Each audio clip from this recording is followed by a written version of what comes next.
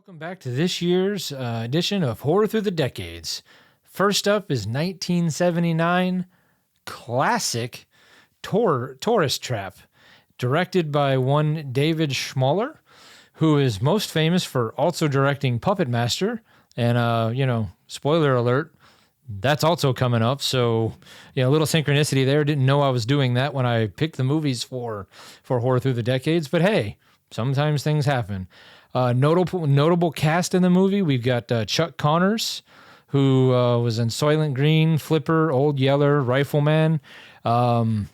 Just an all-around, one of those guys that was in a lot of stuff for a long time. But the most interesting part about him isn't even his acting in all of the movies that he was in, is that he is one of 13 men who has been both in Major League Baseball and the NBA. So, kind of a all-around Renaissance man, really. In fact, as a teaser for a potential side project for PCR, I think we'll be talking about those 13 men at some point, and maybe some other guys from another sport. The other notable cast member from this movie is Tanya Roberts, who I'm guessing most of you know the name, but just in case you don't, think of the Bond girl from 1985's View to a Kill. Maybe a little movie called Sheena or Beastmaster, but I think we all know her as Donna Pinciata's mother from That 70s Show. So we know, all of us men know what we're dealing here with that. Okay, so early on, this movie is a classic 1970s horror movie. It's not as bloody as most horror movies get. In fact, technically it was only rated PG, but that's because PG-13 didn't exist back in 1979. You only had like G, PG, and then R. So it's kind of tame for your average horror movie, but we'll do a little setup here. We start with a guy named Woody, who is just walking down the road holding a tire or moving a tire because it had a blowout, and he's looking for a gas station. His friends are off doing whatever, and we'll get to them in a little bit. But he gets into a gas station that's kind of abandoned, and he's our first kill very early in the movie. They've got some pretty cool scenes in the movie, but it also shows us what we're kind of in for, with some really creepy dolls, some mannequins per se, wax figures that have some very creepy laughs. They actually did a really cool scene where all this stuff was flying out of a cabinet and like hitting him, where they actually filmed it where they put the cabinet on the ceiling and then just slowly dropped things out of it so it looked like it was flying out. Back before CGI really existed, if at all, you had to be more inventive when it came to special effects. So, a lot of Dutch tilts and things like that. So, listen, this movie is cheesy necessarily in a good way. There is a scene early on where the three girls who are Eileen, Becky, and Molly's dressed up like basically an Amish girl, so we know she's going to be the hero of the movie because we're not subtle with this movie at all. I don't think you should. Come on, Molly, relax for once. To tell you how PG this movie is, all three girls, now this is a horror movie, all three girls decide to go skinny dipping. And it is the most chaste skinny dipping scene I've ever seen in film because you don't see a thing, which is fine. I mean, it's great. I mean, that means you can show it on TV and not have to edit it. But I guess the reason why there was no nudity in this movie was because the director was too shy to actually ask the women to do it. So when it came time to do the scene and he finally was like, "Hey, can you guys, we got the skinny dipping scene and clearly can you?" And they were all like, "No." And he was like, "Oh, okay. All right then."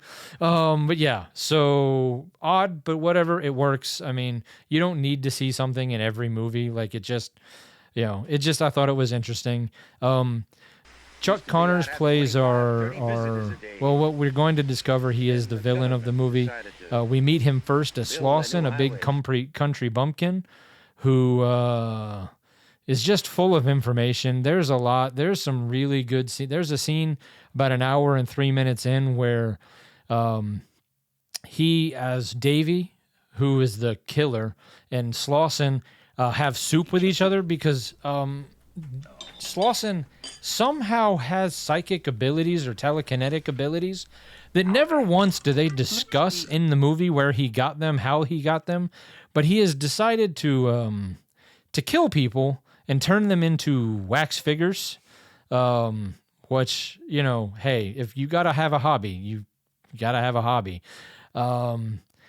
So, you know, he just proceeds to one by one pick them off, tie people up, and generally not be very smart because he ties people up, but then like leaves them alone so they can get untied, and then they escape and then come back, and then I mean, it's super cheesy. There are scenes where like, well, early on where Woody, the first guy that we see gets killed, could have easily escaped the room. It's a one-door room, but there are two windows that he could have very easily jumped. In fact, one of the windows gets smashed by one of the dummies. And instead of trying to just jump out the window, he goes back to the door that has been like telekinetically locked. So, you know, I mean, as dumb as Slauson is, the people he's killing aren't much smarter. There's a monologue scene at 47 minutes in where Davey has this random girl that we've never seen throughout the entire movie. All of a sudden, he's just in the basement and has a girl that we haven't been introduced to chained to a table. He gives this monologue that is just outstanding, exquisite acting. It's right up there with that scene where he's pretending to be Davey and Slauson having soup. He's giving this great monologue about how he needs her and blah, blah, blah. But he starts rubbing, about how plaster is going to kill her as he's rubbing plaster all over her face. And the plaster is clearly pizza dough. You panic as I seal the lips.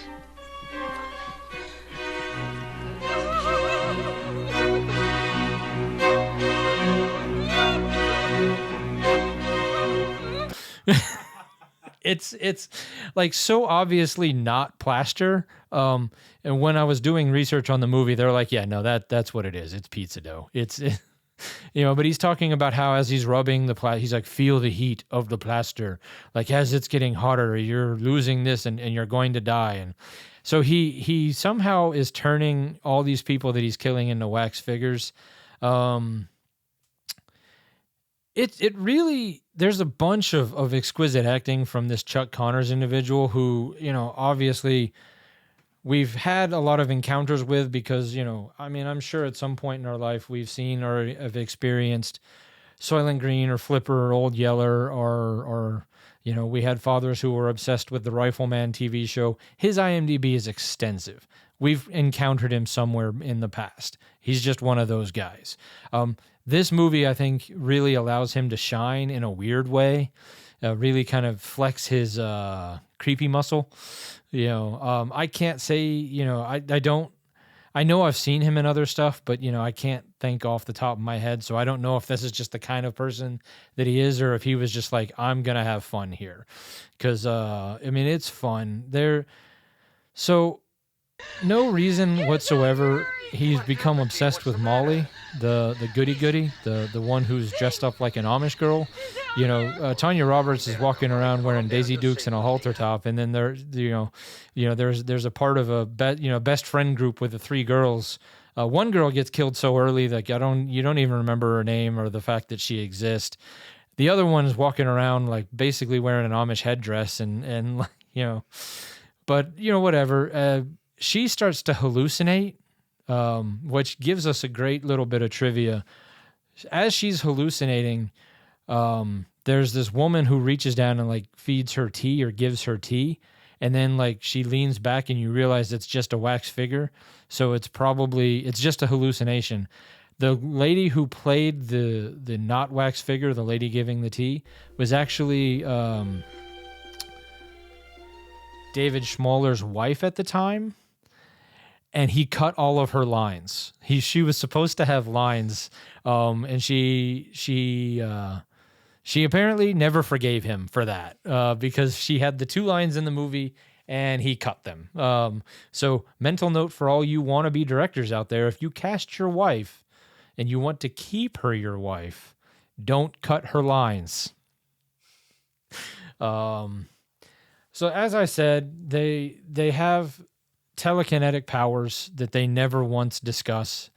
He uses them to control dummies or kill people. There's a lot of questions that we have with this movie, but it is a lot of fun. It is cheesy, but in a fun way.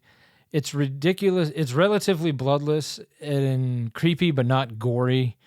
Not sure that it holds up, but it's a fun watch. You have to remember that it was made in 1979. Although I'm fairly certain even in 1979, this movie would have been pretty cheesy. I'm going to go ahead and give it 3 wax figures out of 5. IMDb gave it a 6.1. Rotten Tomatoes has it at a 40 for the critics and then a 47 for the audience. So I'm guessing that my review of 3 wax figures out of 5 is right in line with that. It's fun. It's not good, but it's fun. It's worth a watch just if you want to see some cheesy entertainment. Just remember, it was made in 1979.